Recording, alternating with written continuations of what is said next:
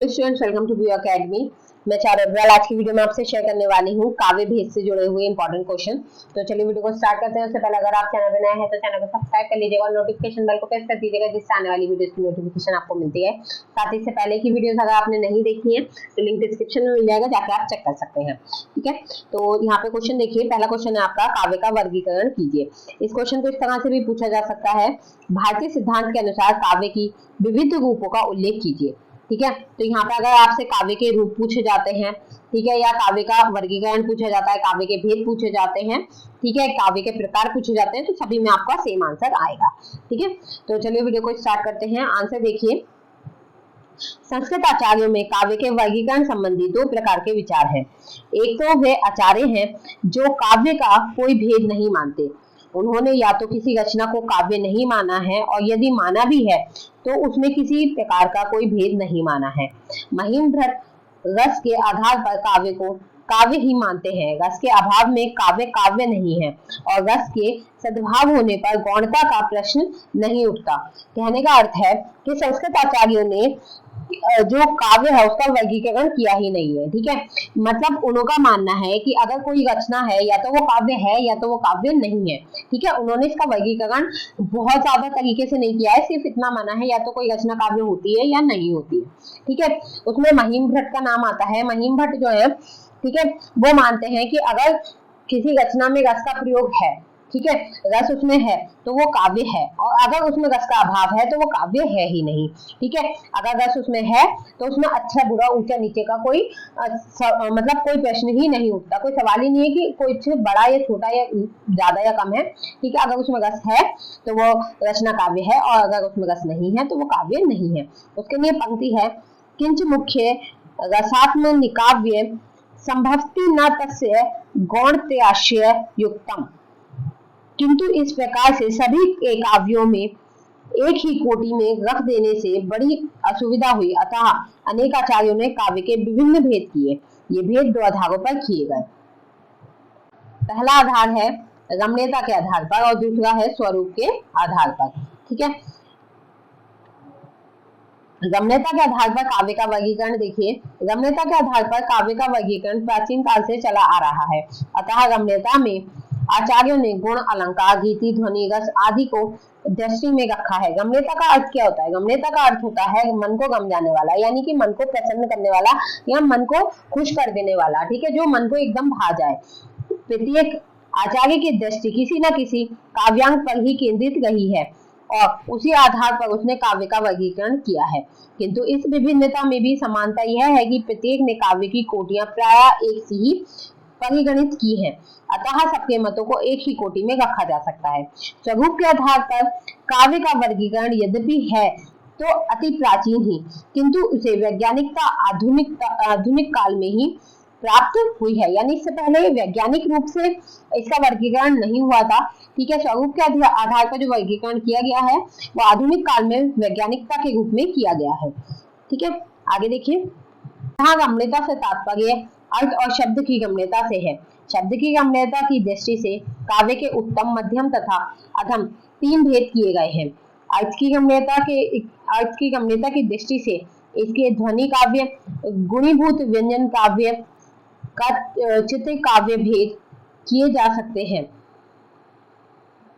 अतः शब्दार्थ की रमणीयता के आधार पर काव्य का निम्नलिखित वर्गीकरण किया जा सकता है, क्योंकि काव्य का शरीर शब्द है और अर्थ उसकी आस्वादता का बोधक। तो देखिए, पहला भाग है ध्वनि काव्य या उत्तम काव्य, दूसरा है गुणीभूत व्यंजन या मध्यम काव्य, और तीसरा है चित्र काव्य, अवर काव्य या अधम काव्य। ठीक है, इनके अलग अलग नाम है ये। ठीक है, पहले ध्वनि काव्य क्या होता है वो देखते हैं। आनंदवर्धन ने ध्वनि काव्य को सर्वोत्तम काव्य माना है। किसने? आनंदवर्धन ने ध्वनि काव्य को सर्वोत्तम काव्य माना है, जिसमें शब्दों का वाक्यार्थ की अपेक्षा व्यंग्यार्थ का अधिक चमत्कार होता है, अर्थ कथित न होकर ध्वनित होता है, वही काव्य उत्तम काव्य होता है। इसमें काव्य का प्रत्येक अंग प्रायः ध्वनित होता है, कथित नहीं। इस प्रकार का काव्य सर्वश्रेष्ठ होता है, क्योंकि काव्य में ध्वनि की प्रधानता ही चमत्कार उत्पन्न करती है। आगे देखें, गुणीभूत व्यंजन काव्य, यह मध्यम कोटि का काव्य होता है। इसमें व्यंग्यार्थ की पूर्ण प्रधानता नहीं होती। व्यंग्यार्थ और वाक्यार्थ या तो समान होते हैं अथवा व्यंग्यार्थ वाक्यार्थ की अपेक्षा गौण होता है। आगे देखें। फिर आता है चित्र काव्य। यहाँ केवल शब्दों का चमत्कार हो, रस की प्रधानता ना हो, वह काव्य चित्र काव्य या अधम काव्य कहलाता है। राजशेखर ने रसहीन काव्य को चित्र काव्य कहा है। तो किसने? राजशेखर ने। नाम याद रखिएगा, रसहीन काव्य को चित्र काव्य किसने कहा है? राजशेखर ने। चाहे कितना ही सुंदर वर्णन क्यों ना हो, यदि शब्द चमत्कार मात्र हैं और रस नहीं है तो वह काव्य व्यर्थ है। रसवत एवं निर्विद्धो युक्तो न अतिगस्य। पंडितराज जगन्नाथ ने काव्य के 4 भेद माने हैं, उत्तोत्तम, उत्तम, मध्यम और अधम। बांग्ला कवि दासगुप्त ने काव्य के केवल 2 भेद माने हैं, ध्रुति काव्य और दीप्ति काव्य। ध्यान देने की बात यह है कि सभी भेद काव्य के शब्दार्थ की गंभीरता की दृष्टि से किए गए हैं, पर इस वर्गीकरण से काव्य का वर्गीकरण पूरा नहीं होता। इसलिए काव्य का स्वरूप के आधार पर वर्गीकरण किया गया, जो कि पूर्ण समीचीन है, यानी कि प्राचीन है। अर्थ के आधार पर काव्य का वर्गीकरण। स्वरूप के आकार प्रकार के आधार पर काव्य के 2 भेद किए गए हैं, एक दृश्य काव्य, एक श्रव्य काव्य। ठीक है। तो दृश्य काव्य देखिए, जिस काव्य में वर्ण्यता, विषयों का अभिनय आदि के माध्यम से आंखों द्वारा मंच पर अभिनीत होकर देखकर आनंद लिया जाए, वह काव्य दृश्य काव्य है। सीधा सीधी बात है कि ऐसा काव्य जिसे मंच में प्रदर्शित किया जा सके, जिसे आप देख सकें, वो क्या है? दृश्य काव्य है। इस विषय में यह विचारणीय है कि दृश्य काव्य पूर्ण रूपेण दृश्य काव्य ही नहीं होते, इनको सुनकर और पढ़कर भी आनंद लिया जा सकता है। दृश्य काव्य के अंतर्गत आने वाली काव्य विधि नाटक की तकनीकी का अब इतना विस्तार हो गया है कि वह श्रवण एवं पठन दोनों ही सामग्रियों में हो गई है, यानी कि उसे सुना और पढ़ा दोनों ही काम किए जा सकते हैं। रेडियो नाटक श्रव्य काव्य ही कहे जाएंगे। ठीक है। रेडियो नाटक क्या है? श्रव्य काव्य है, यानी उन्हें सुना जा सकता है। और पुस्तक रूप में प्राप्त नाटक पठन की ही वस्तु है, और पुस्तक को क्या है? हमेशा पढ़ा ही जा सकता है। किंतु आज नाटक दृश्य काव्य के लिए गुण हो गया है। इसी गुणता के कारण यह है कि नाटक में पात्र यानी प्रदर्शक अभिनीत चरित्रों का अपने पर आलोक कर लेते हैं, यथा इन तेजाभिनयम तदुपरांत पांतु रूपकम। नाटक को संस्कृत में रूपक कहा जाता है। क्या कहा जाता है? नाटक को संस्कृत में रूपक कहा जाता है। इसके 10 भेद किए गए हैं, नाटक, प्रकरण, भाण, व्यायोग, संवकार, डिग, इदाग्रह, अंक, विधि और प्रहसन। आगे देखिए। आता है श्रव्य काव्य, यानी कि सुनने वाला काव्य। जिन काव्यों का आनंद पढ़ने और सुनने से प्राप्त होता है वे काव्य श्रव्य होते हैं। श्रव्य काव्य मुख्य रूप से अध्ययन की वस्तु होते हैं। इनके भी विभिन्न आधारों पर अनेक भेद किए जा सकते हैं। जैसे शैली के आधार पर श्रव्य काव्य की शैली अर्थात वर्णन शैली के आधार पर 3 भेद किए जा सकते हैं, गद्य काव्य, पद काव्य और चंपू काव्य। गद्य काव्य देखिए, जिन काव्यों में पद का नितांत अभाव होता है और गद्यात्मक शैली का प्रयोग होता है, अर्थात लय, संगीत और नादात्मक सौंदर्य नहीं होता, वे गद्य काव्य होते हैं। आजकल इन्हें गद्य काव्य न कहकर मात्र गद्य कहकर बुलाया जाता है, मतलब गद्य कहा जाता है। इस वर्ग के अंतर्गत साहित्य की कथा, कहानी, निबंध, उपन्यास, समालोचना, जीवनी, रेखाचित्र, संस्मरण आदि विधाएं आती हैं, यानी कि जो भी साहित्य की विधाएं आती हैं वो गद्य काव्य के अंतर्गत आती हैं। फिर आता है पद काव्य। लय, संगीत, नाद, स्वर, अलंकार आदि से युक्त शब्दबद्ध काव्य को पद काव्य कहते हैं। इसकी शैली लयात्मक होती है और छंद की योजना का इसमें सर्वत्र विधान होता है। पद काव्य में भी प्रबंध की दृष्टि से 2 भेद किए जा सकते हैं, प्रबंध काव्य और मुक्तक काव्य। प्रबंध काव्य देखिए, इसमें किसी कथा का वर्णन काफी लंबा और धारावाहिक होता है। इसमें प्रत्येक पद व सर्ग परस्पर संबंधित होते हैं और साथ ही कथा में अनेक घात प्रतिघात, एक आरोह अवरोह होते हैं। विस्तार की दृष्टि से प्रबंध के भी 2 भेद होते हैं, एक महाकाव्य और एक खंड काव्य। महाकाव्य देखिए, इसमें किसी विशेष चरित्र का सर्वगीण, विस्तृत और व्यापक वर्णन होता है। इसमें आकार की दीर्घता के साथ साथ विषय में विविधता और संबद्धता भी होती है।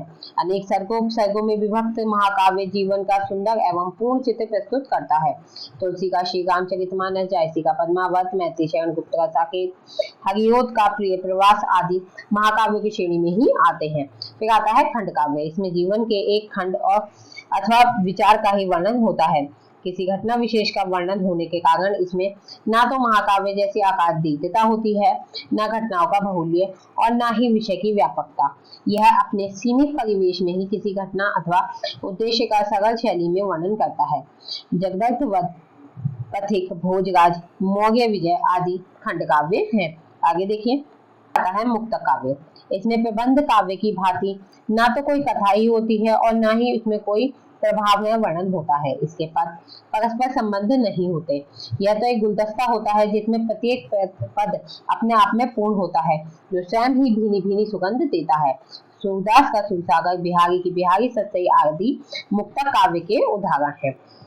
विषय की दृष्टि से मुक्तक के दो भेद होते हैं, रसमय मुक्तक और सुक्तिमय मुक्तक। रसमय मुक्तक वे होते हैं जिसमें भाव और रस की अनुभूति के माध्यम से होता है। इसमें श्रोता और पाठक पूर्णतः निमग्न हो जाते हैं। बिहारी सतसई इसका अन्यतः उदाहरण है। तुलसी की गीतावली और कवितावली को भी इसी के अंतर्गत रखा जा सकता है। सेनापति की सेवैयें भी रसमय मुक्तक ही है। सुक्तिमय मुक्तक वह है जिसमें किसी नीति व उपदेश का कथन होता है, ज्ञान होता है अथवा सांसारिक अनुभवों का वर्णन होता है। रहीम के दोहे, गिरधर की कुंडलियां, तुलसीदास की दोहावली और कबीरदास की साखियां इस पर ही मुक्तक काव्य है। ठीक है, तो यहाँ पे रहीम के दोहे, गिरधर की कुंडलियां, तुलसीदास की दोहावली और कबीर की साखियां इस प्रकार के ही मुक्तक काव्य हैं। ठीक है, मुक्तक काव्य के अंतर्गत आते हैं। फिर देखिए, फिर आता है चंपू काव्य। गद्य और पद्य के मिश्रित रूप को कहा जाता है चंपू काव्य कहा जाता है। मैथिली शरण गुप्त का यशोधरा इसी प्रकार का काव्य है। पाश्चात्य काव्य शास्त्रियों ने काव्य को विषयगत और विषयगत के रूप में वर्गीकृत किया है। विषयगत में कवि या कलाकार की दृष्टि बाह्यमुखी होती है, वह समाज की दृष्टि से काव्य की सर्जना करता है, और विषयगत में उसकी दृष्टि अंतर्मुखी होती है, वह स्वयं की अनुभूति पर ही विशेष ध्यान देता है, अर्थात कवि के व्यक्तित्व का ही उसमें प्राधान्य होता है। यद्यपि पाश्चात्य काव्य शास्त्रियों का यह विभाजन मनोवैज्ञानिक आधार पर है, तथापि कोई भी काव्य ऐसा नहीं जिसमें कवि की भावनाओं का प्रकाशन ना हो अथवा समाज के प्रति दृष्टि ना हो। तात्पर्य यह है कि कवि अपनी भावनाओं के माध्यम से ही काव्य का समाज हित में वर्णन करता है, अतः यह वर्गीकरण वैज्ञानिक माना जा सकता है। तो समग्र स्वरूप के आधार पर किया गया काव्य वर्गीकरण ही वैज्ञानिक एवं पूर्ण है, और वही आजकल प्रचलित। ठीक है, इसी के साथ यहाँ पर आपकी वीडियो कंप्लीट होती है। आई होप वीडियो आपको पसंद आई होगी। वीडियो पसंद आए तो वीडियो को लाइक कीजिएगा, शेयर कीजिएगा अपने दोस्तों के साथ, और चैनल को सब्सक्राइब करना ना भूलें। साथ ही अगर आपने अभी तक हमारे टेलीग्राम चैनल को ज्वाइन नहीं किया है, टेलीग्राम चैनल को ज्वाइन कर लीजिएगा, लिंक आपको डिस्क्रिप्शन में मिल जाएगा। ठीक है, और इससे पहले की वीडियोस का लिंक भी आपको डिस्क्रिप्शन में मिल जाएगा, एक बार डिस्क्रिप्शन जरूर चेक कर लीजिएगा। तो मिलते हैं नेक्स्ट वीडियो में नेक्स्ट टॉपिक के संग, तब तक के लिए बाय, थैंक्स फॉर वॉचिंग।